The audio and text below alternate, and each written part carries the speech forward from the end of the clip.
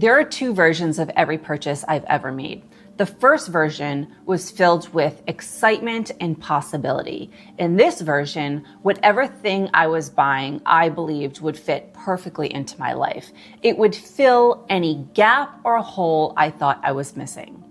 The second version is where I actually owned the item. And in this realistic version, most of the time, the tags would either stay on the item, the things would get shoved to the back of my closet, or in some cases, these things would stay unopened in their packages for weeks, sometimes months at a time. I spent 100% of my money for 5 minutes of excitement, only to be left with stuff that I thought I needed in a momentary lapse of judgment, but ended up actually just producing more clutter and stress in my life. They were talking about the top 14 everyday items that I had in my house that essentially proved I had a spending problem if I had just paid attention to the signs. And if you have these items in your house, I would say, I'm not going to diagnose you here, but it is just my guesstimate based on my own experience that it is not a clutter problem.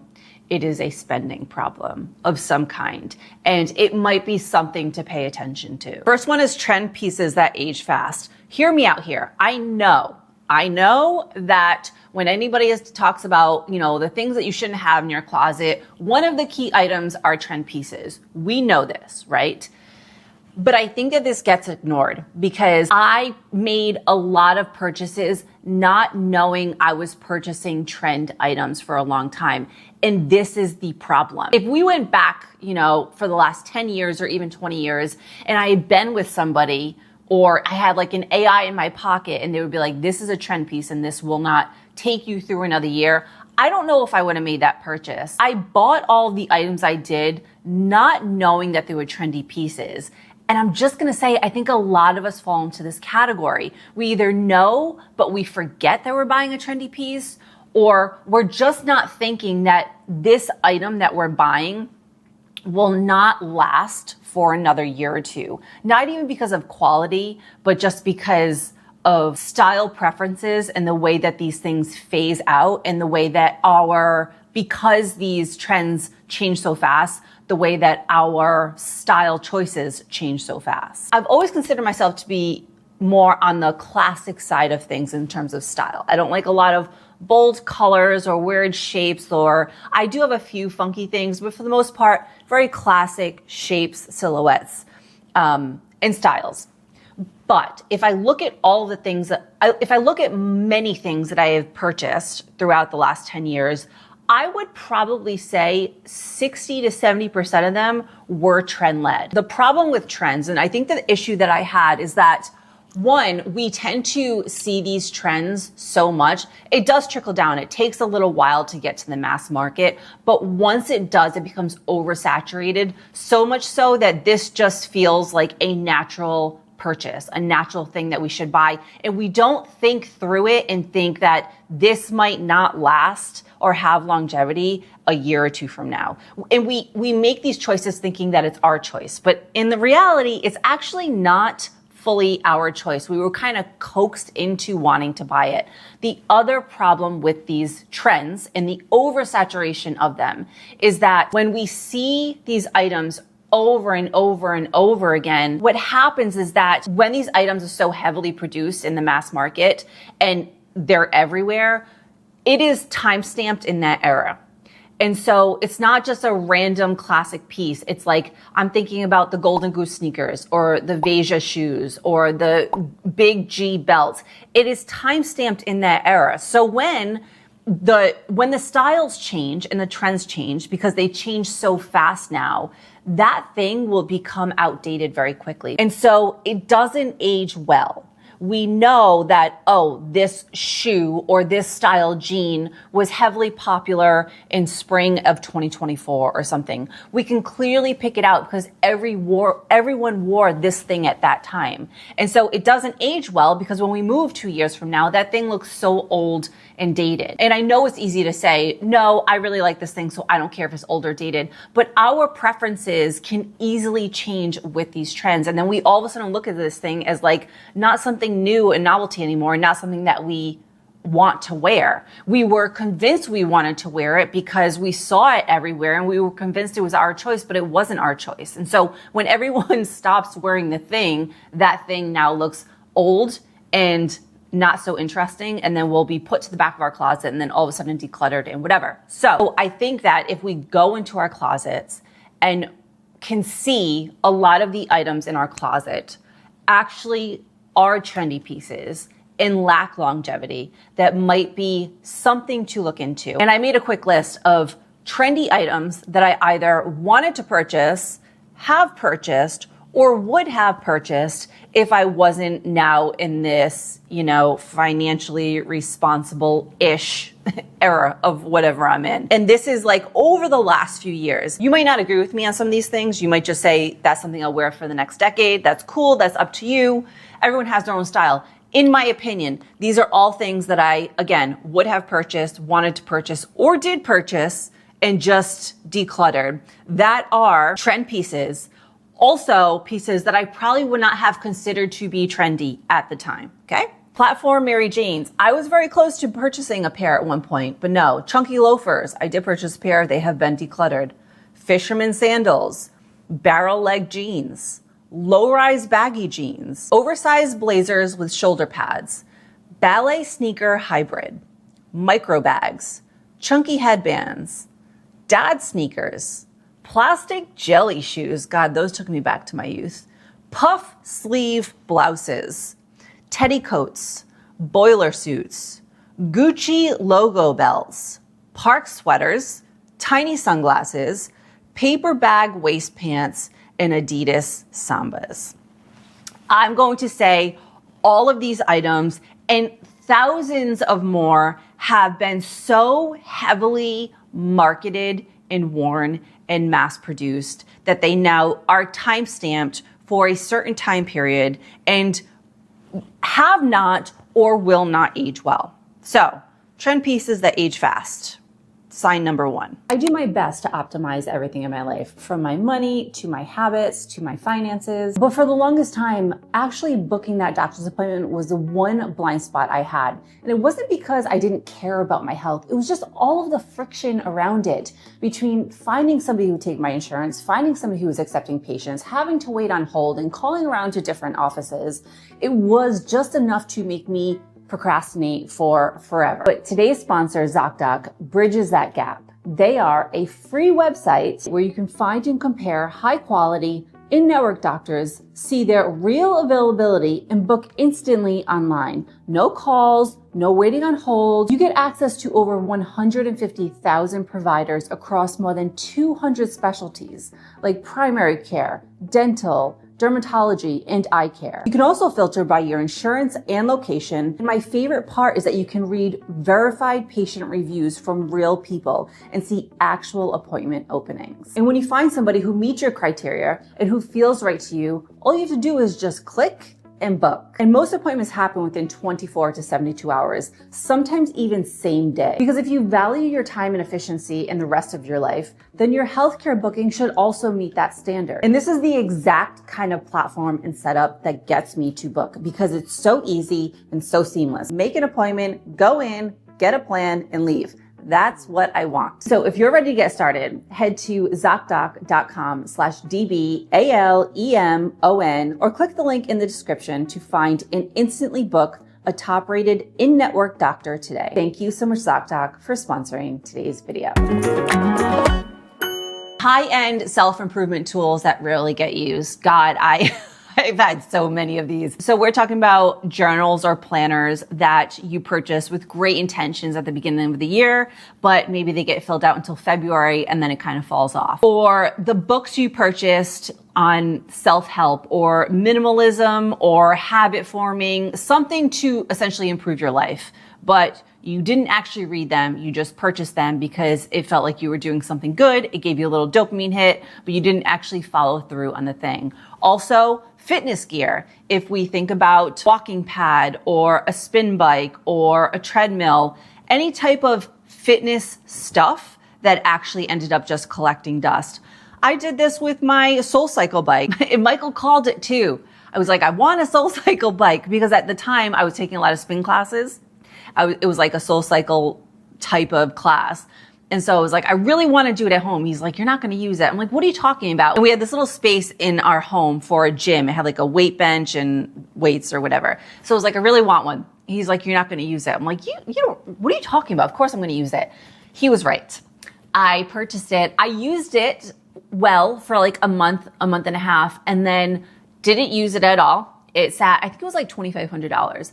It sat in that gym, and then we moved into his father's house. It sat in our bedroom, and it was a place for him to hang his clothes on.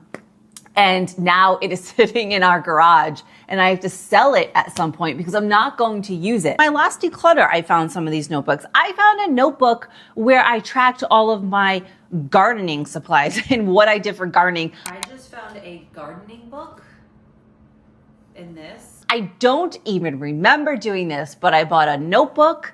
I bought a little pretty book for that specifically.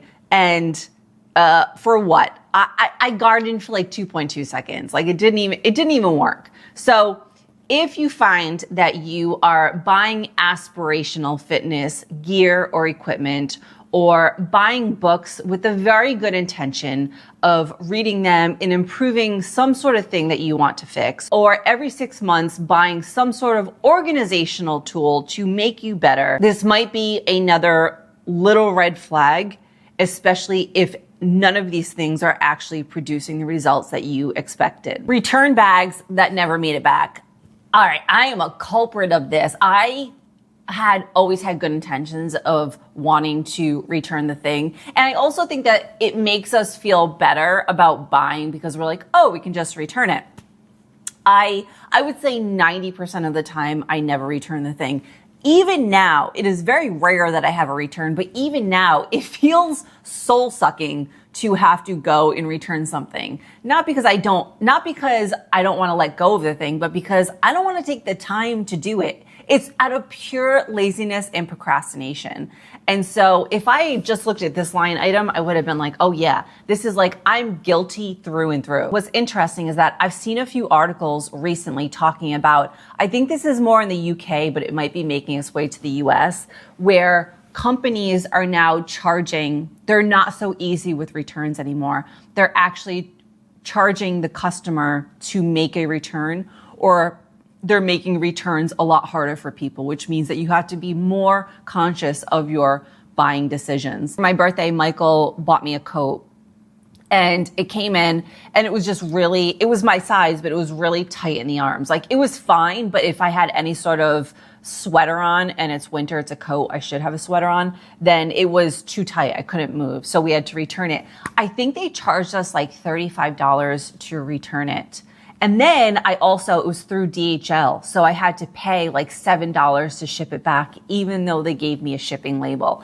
And honestly, just that $35 made me think for like 10 seconds, do I actually want to return this thing? Like that was infuriating to see. Of course, I had to send it back because it was an expensive purchase and it would have been a waste if I couldn't use the coat as I want to use it. But yeah, returns. If you find yourself with good intentions of wanting to return the thing, but yet the bags or boxes are sitting near your door or in your car and you have passed the return window, it might be a little bit of a red flag. Organizational products for your stuff. So drawer organizers and plastic containers and decorative bins and label makers. Basically, we are trying to organize our overconsumption.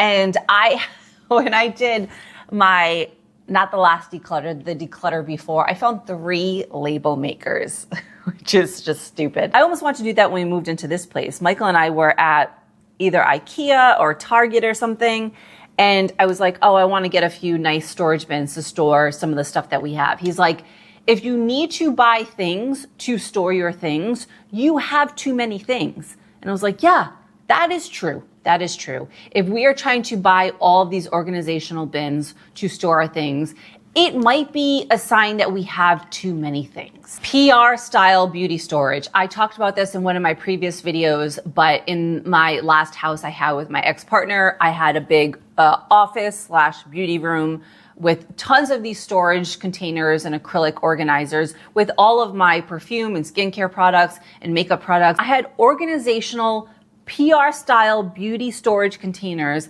in that house. And then we also had a home in Florida in that house. I had like triple duty here. And again, I said it before, I was trying to emulate all of these influencers, storing all of these items. I had drawers and drawers full of stuff when they were getting it for free and I was buying it. I think that this is a really big, clear, glaring red light indicator that if you have drawers and drawers or bins and bins of makeup and skincare and just beauty products in general, that might be a big sign of overconsumption.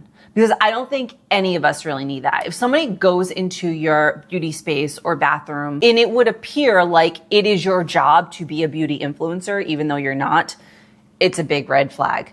And that was me for a very long time. Tech of many different kinds, but especially the ones that promise some sort of efficiency or productivity. Because I think that these are really sneaky because we think that it is the tool that we're lacking, not the discipline. In my second declutter, I think it was, I found the Remarkable notebook, like the digital notebook. I probably used that thing for like a month and then forgot I had it. It went into the back of my closet and then I refound it like 2 years later. Also, I purchased so many different Notion templates.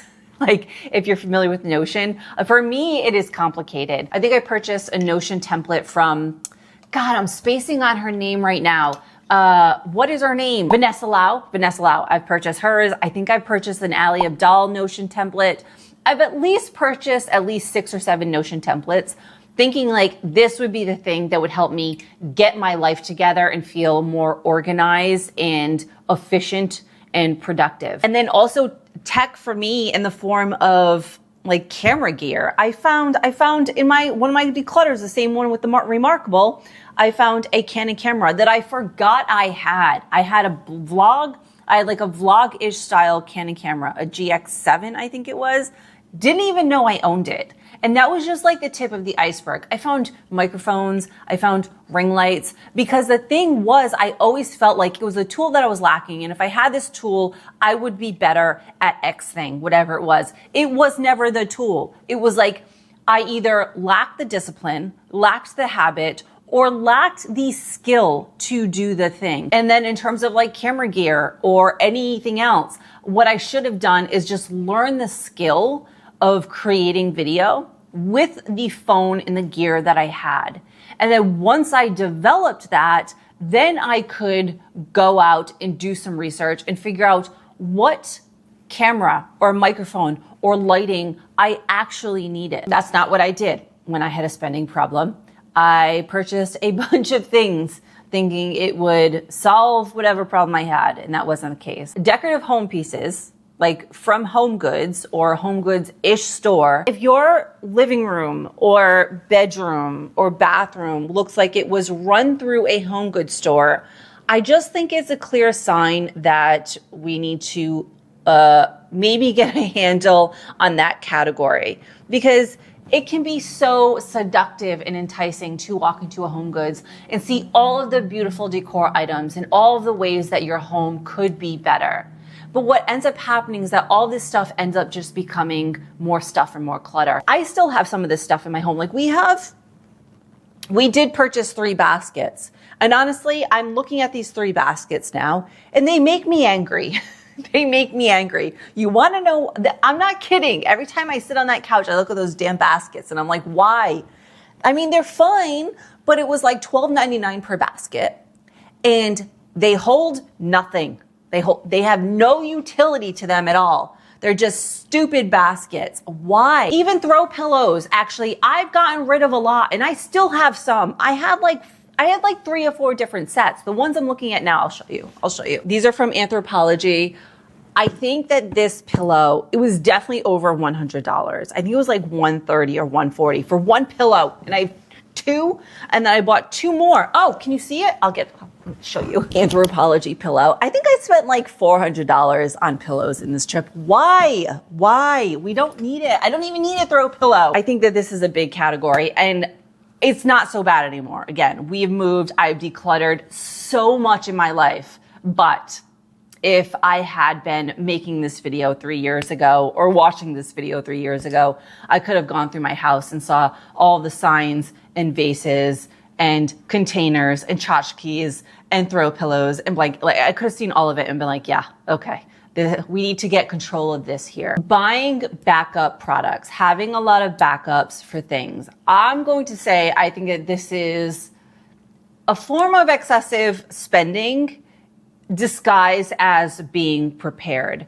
And I'm not talking about if you're the type of person that goes to like a wholesale store, like a BJ's or something, and buys in bulk. Maybe you have a big family, cool. Like if you want to buy in bulk for toothpaste or mouthwash, that's not what I'm talking about. If you're buying like what I used to do, backups of skincare and shampoo and conditioner and even perfume I had backups of, and lip glosses and lipsticks, all of it. If you have a lot of backups of things because you're so scared it will run out, you'll be fine. I think we really tend to do this when things are viral or trendy and we fear that they will, run out of stock and not come back, especially when it's like limited drops or limited edition. We don't need backups of anything. Duplicates of the same basic item. I'm not going to stay here long because I feel like a lot of you have heard me talk about this, but I do have some new people here. So I really want to reiterate that this was a glaring red flag that I had in my closet. I had many duplicates of the same thing. And what's funny is that I would buy duplicates of my favorite shorts. And when I say duplicates, I'm not saying 1 extra. I'm saying like 2 to 3 extra of jean shorts just in case. So this was the trend that happened with me. I would buy the thing. I would really love the thing. Be like, oh my God, what if I wear this thing and then I ruin it? I need a backup or I need 2 backups. So I would do that. So I found at one point I had silk camisoles from Equipment that I really loved. I bought like 4 backups of that. Regular white t-shirts I had backups of, jeans, jean shorts, Burberry jackets. I just had backups upon backups upon backups. And what's funny is like the backups never got worn. They almost never got worn. They would just stay there just in case. And the trend is that I wear the thing. The second backup might get used a little bit. And then at some point they would just end up getting decluttered or donated or given to someone because I never got the use out of it. I could have just kept the one thing and worn it. And if something happened to it, it is not the end of the world. It is okay. There is something similar that I can buy. The only exception to this for me is white collared shirts, button-up shirts. I have about 7, I think, but I literally almost wear them every day. The way that this is different from the problem that I had in the past is that in the past, I would buy duplicates of all of these items and never wear them. They were sitting there just in case the primary thing was ruined. But the white shirts I have now, yes, I have many duplicates, but I wear them almost every single day. They all get fully used. By the end of the week, I'm washing all of my white shirts. And so to me, that is not a waste. It's quite practical. But if you find that you are buying a lot of duplicates of items that sit in your closet, especially out of fear of, ruining the first one that you love, I think that might be a sign. Empty brand packaging. This, you might think I'm a little bit of a weirdo for this one. Hold on. I might be on my own with this one, but I don't think I am. And I think if you are one of these people, then maybe we need to work on this a little bit. And I definitely had to, but I could not let go of the packaging of my luxury product. For a long time, I kept all of the boxes of the Jimmy Choos and Louboutins and even my Fendi boots that I still have. I couldn't let go of, I don't know why. I wanted to display it almost like it was decor. And I just had a hard time letting go of it for many, many years. In fact, in my last declutter, I said I had a hard time letting go of sunglass cases, even though I hadn't used a sunglass case in 5 years. And I think one of the reasons why is because it was still remnants of the inability to get rid of luxury packaging, because all of the sunglass cases I had were Chanel, Burberry. Honestly, I just think that I kept all these things around because they looked expensive and it made me feel like I owned something, you know, special and luxury. Yet when I actually looked around at it and paid attention, I was just storing cardboard and paper with a logo on it. That's all I was doing. Had no value, nothing. Yet I could not let it go for some reason, which demonstrates my loyalty and love for the luxury things when I had that, you know, designer luxury brand addiction. Excessive travel size minis, the ones that you get from Ulta and Sephora. I think that this is a glaring red flag, especially if you have a ton. I wish, one of my regrets is that during the last decade before I started this, I wasn't that active on social media. I didn't take a lot of photos or videos, and I really regret it because I had bins. I probably had about 3 large plastic bins full of travel size and free samples or the things that you get with your points at Sephora. That is a lot of stuff to have. That demonstrates how much money you're actually spending at these places to have so much. They were stocked full. And I think I said this before, but I used to sell on Poshmark a lot more at one point.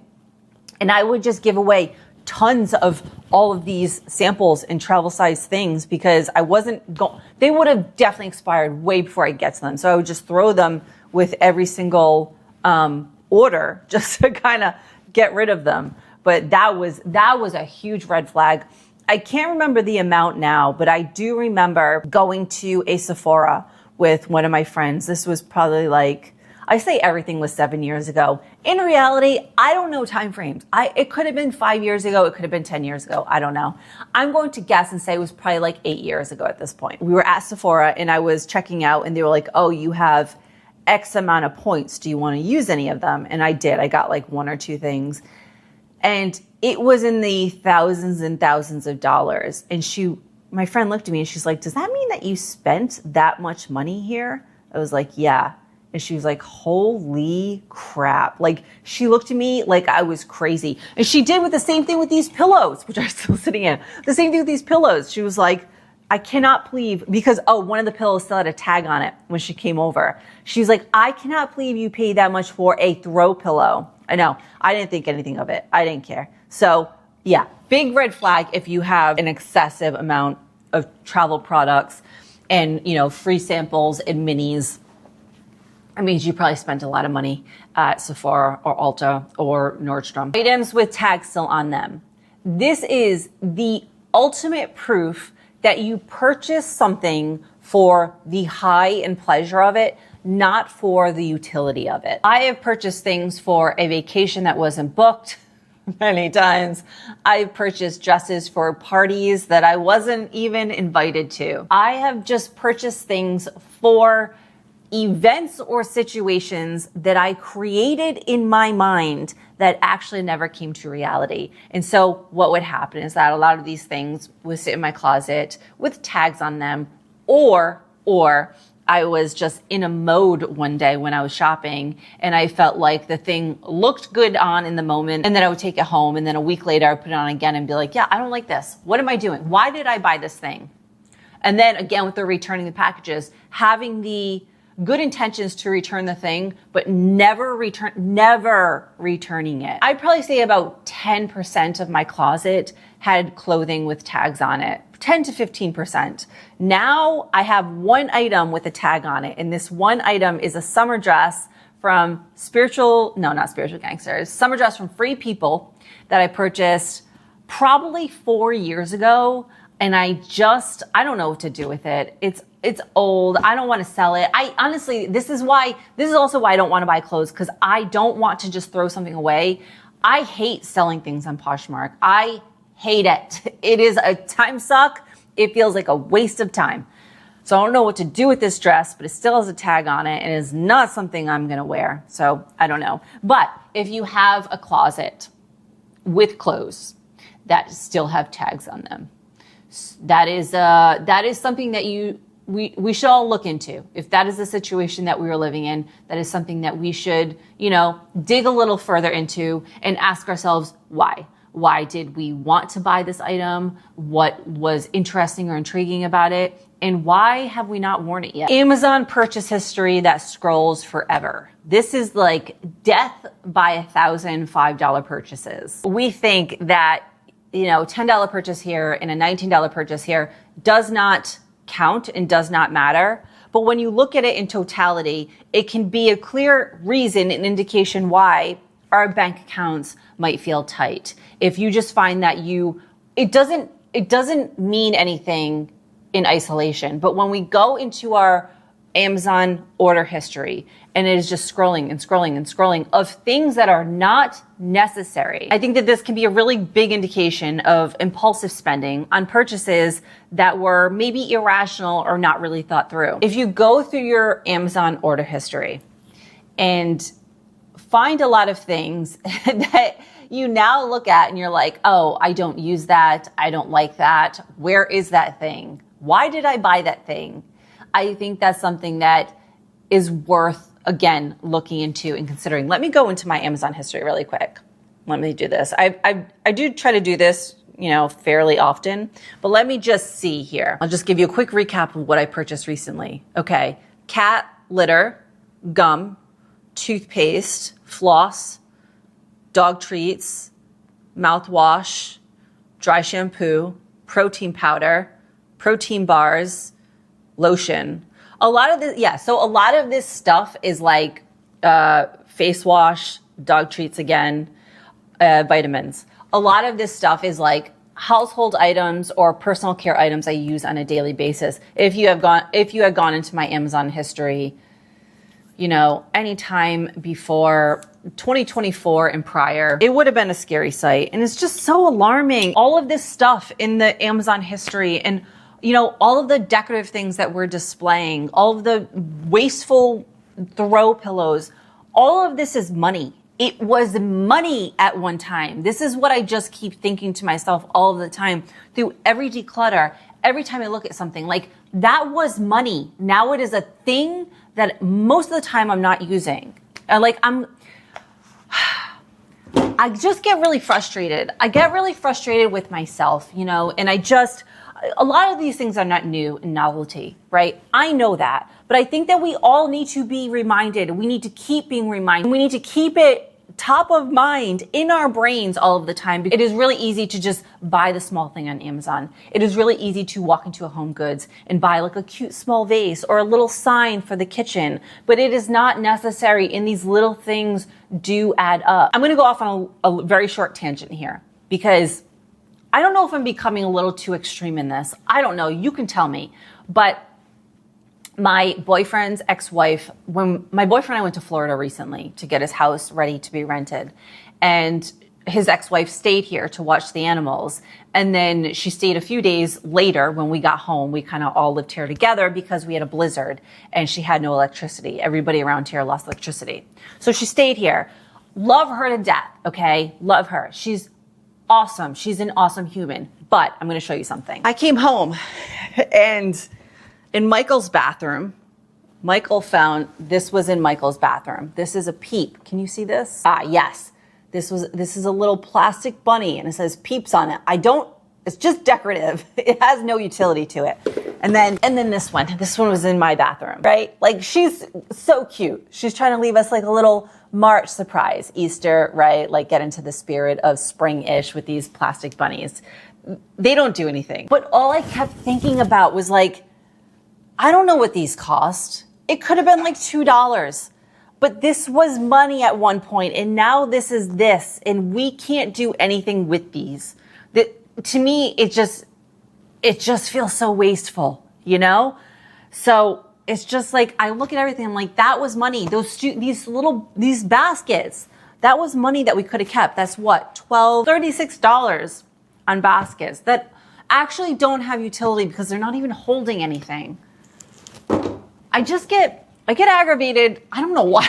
I'm just like frustrated. It's just clear signs of, spending more than is necessary on things that are not that useful, really.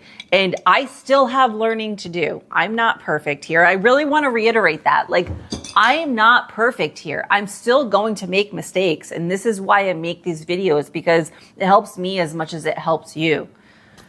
So I feel like this was a little ranty today, and I'm sorry about that. But if you have categories or items in your house, or you can think about something that you think is a clear indication of having a spending problem, please leave it below. I would love to know your thoughts and your insights, and I'll see you in the next one. Okay, thanks.